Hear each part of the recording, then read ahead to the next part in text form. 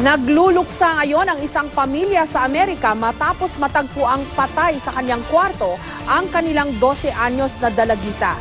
Nagbigti raw ang PhilAm na si Gabriel Molina dahil di umano sa pambubuli sa kanya sa internet. May report si Lala Roque.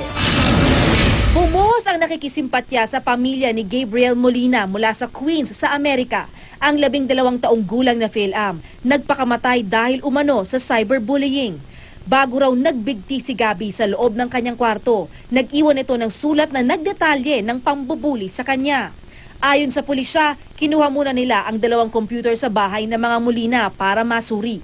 Naroon daw kasi ang mga mensahe na ipinadala ng mga kaklase ni Gabi.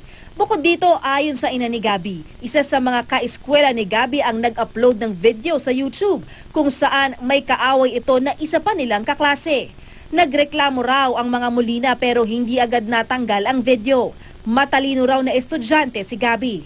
Pero ayon sa isang psychiatrist, hindi basihan ng grado para malamang may malaking problemang dinadala ang bata. Hindi porke laging okay ang grades sa school, ay wala na siyang ibang problema. Halimbawa na di-depress siya, parang pwede niyang pagtakpan yun sa family eh. Oh. Isa raw sa sintomas ng batang nade-depress ay di makatulog o kaya'y tulala. Pero minsan, mahirap daw itong agad makita. At sa mga kaso ng nabubuli, agarang aksyon ang kailangan. Kaya payo niya sa mga magulang.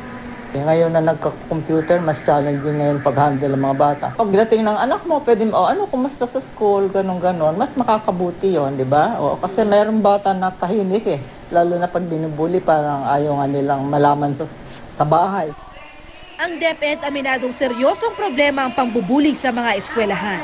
Kaya daw nagpalabas na ng kautusan ng kanilang kagawaran para agad na maaksyonan ng sinumang maaaring biktima at hanggat maaari ay maiwasan ito. DepEd Order Number 40, Series of 2012.